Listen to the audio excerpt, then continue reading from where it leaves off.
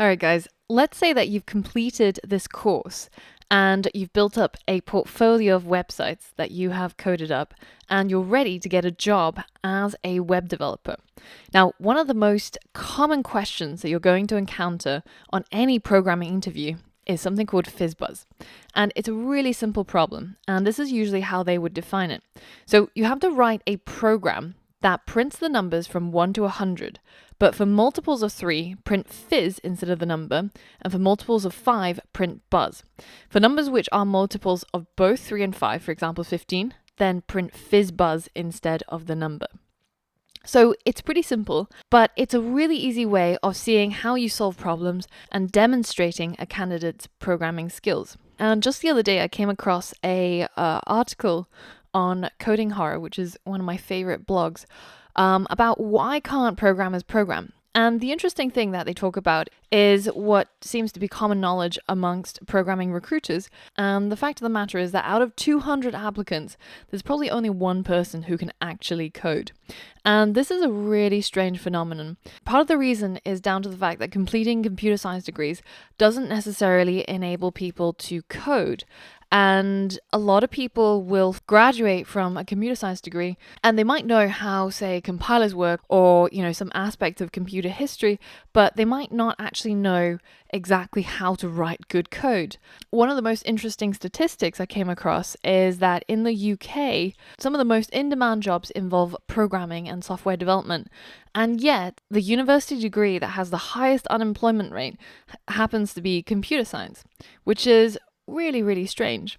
So I'm going to use this classic interview question, and I'm going to make it even more difficult because we're going to use it to learn all about arrays, but on a slightly deeper level. So let's try and be better than 199 of programming interviewees, and let's look at this FizzBuzz problem and use it to learn more about arrays. So the problem is based on a game that children play in England, in the UK, which somebody at some point thought was fun, but that really depends on your definition of fun.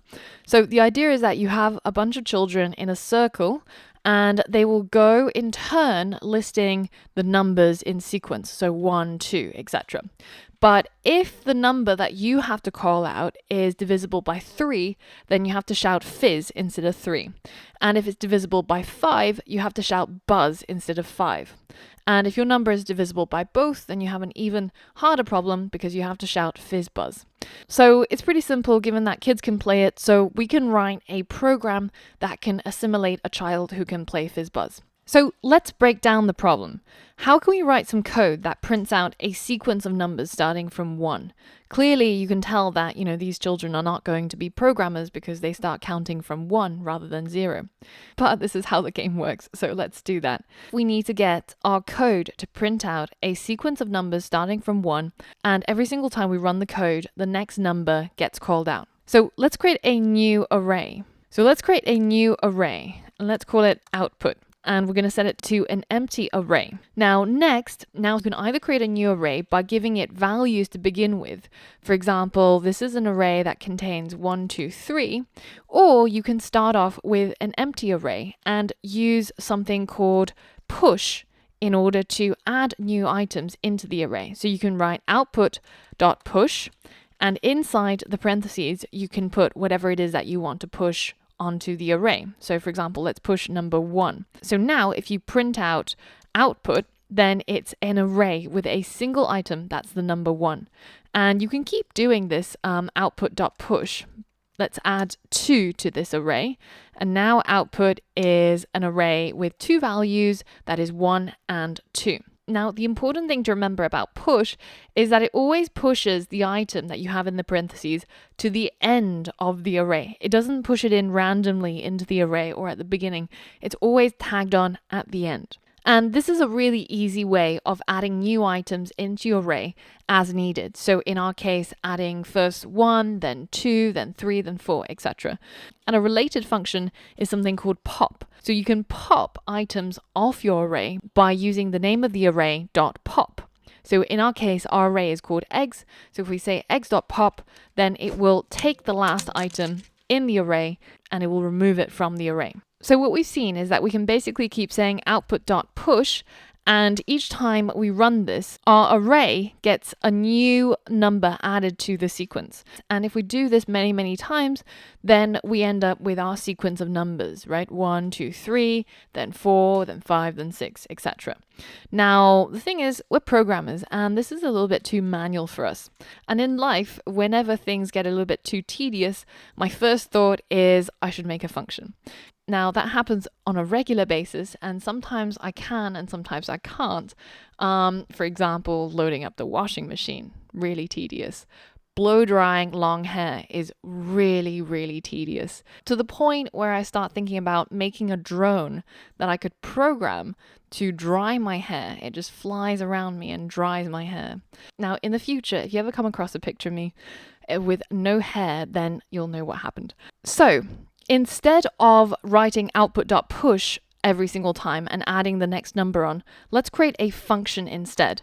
So let's go into our snippets inside our index.js, and let's create our output array here, and let's set it to an empty array. Now next, I'm going to create a function called fizzbuzz, and this is going to have a console log in it so that it will print out the value of the output every single time it's run. Okay, so far our function does absolutely nothing. Now here's the challenge. I want you to complete this code so that every single time you run the function fizzbuzz, it will add the next number in the sequence to the array called output. So write your code here, and once you've succeeded, you should be able to call the function fizzbuzz, and it will print out the array, and every single time you run this code, it will add the next number in the sequence. So you can do something like this, where every time you call fizzbuzz, it will keep going and adding new numbers into the array and printing it out into the console. So you'll need to think back about what we learned in this lesson about push and pop, and also think about how you can keep track of those numbers and figuring out how you can add it to the array. So pause the video now and see if you can complete this challenge. All right, so how did that go? Well, the first problem we have is we need to add a number that increases by 1 every single time we run the function. So we need a variable to keep track of that number. So let's create a container, or a variable rather, called count, and let's set it to equal 1 in the beginning.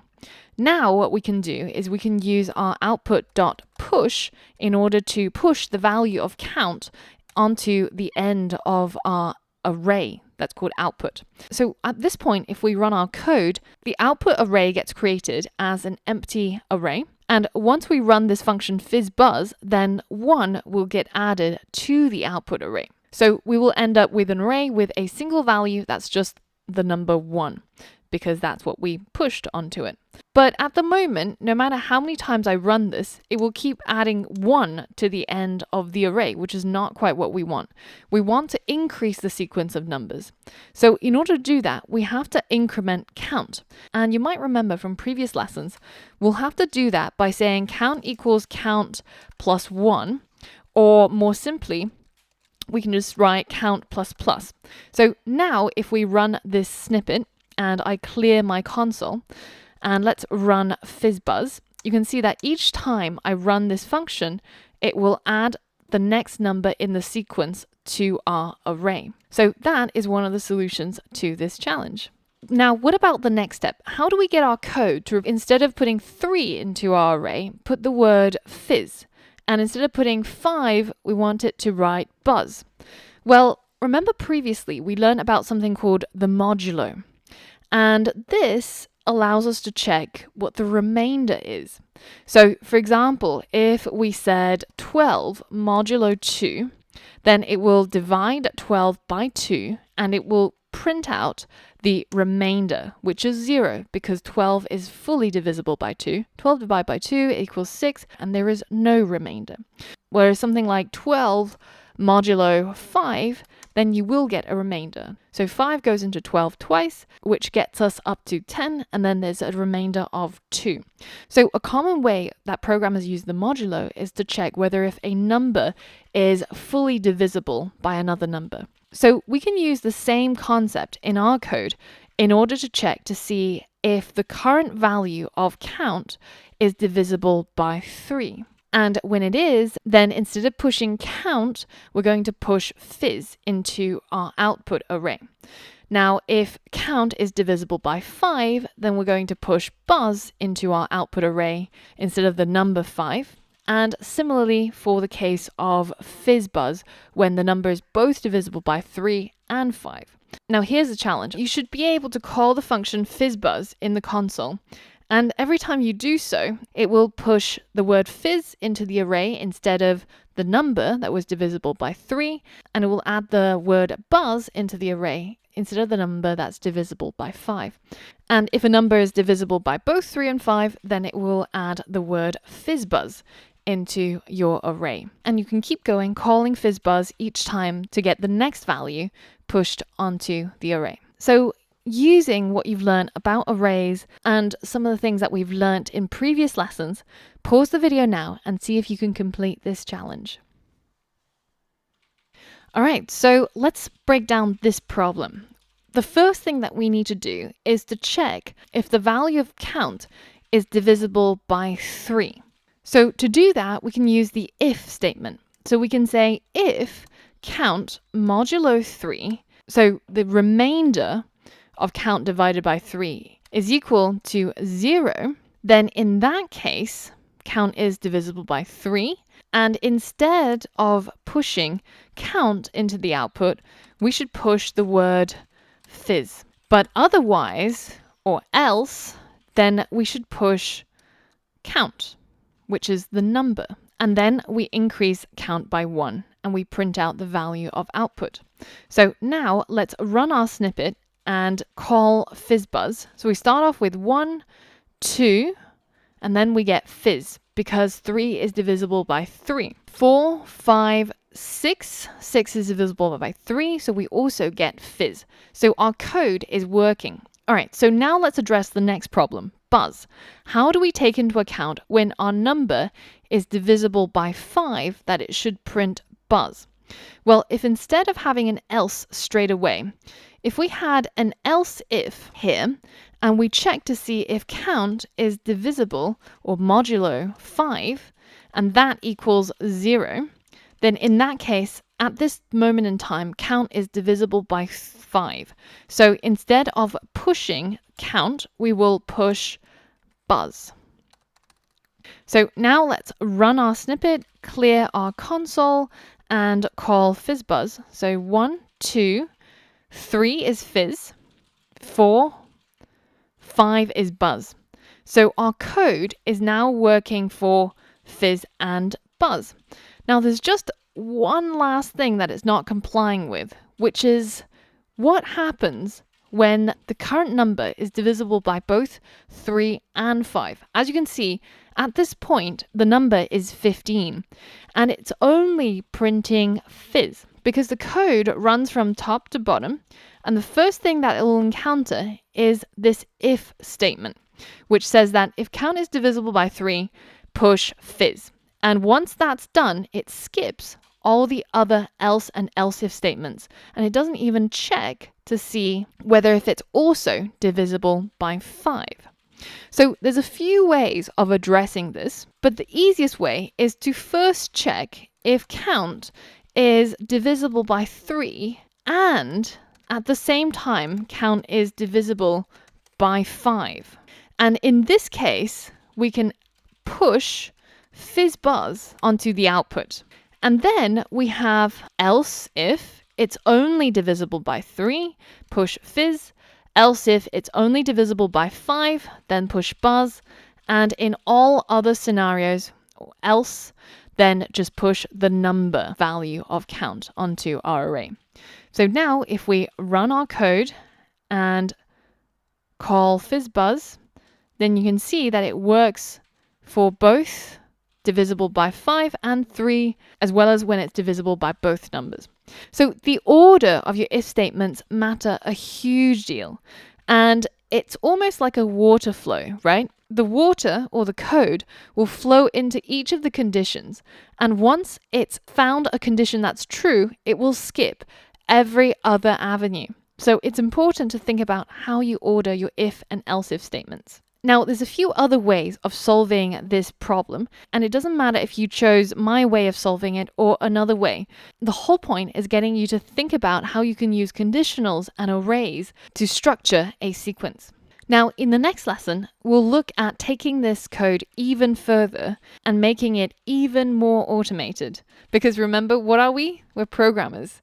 And what have we got? We've got all the codes. And just to take that point a little bit further, as extra reading, you might be interested in the story of a Russian programmer. Now, if you speak or read Russian, then you will be able to read the story in its original form. And if you don't, then there's a link to where somebody has translated this into English. It's a really funny story of an engineer who basically automated his entire work life using code. And it fits in with our current theme of trying to automate everything that we do using code. So enjoy, and I'll see you on the next lesson.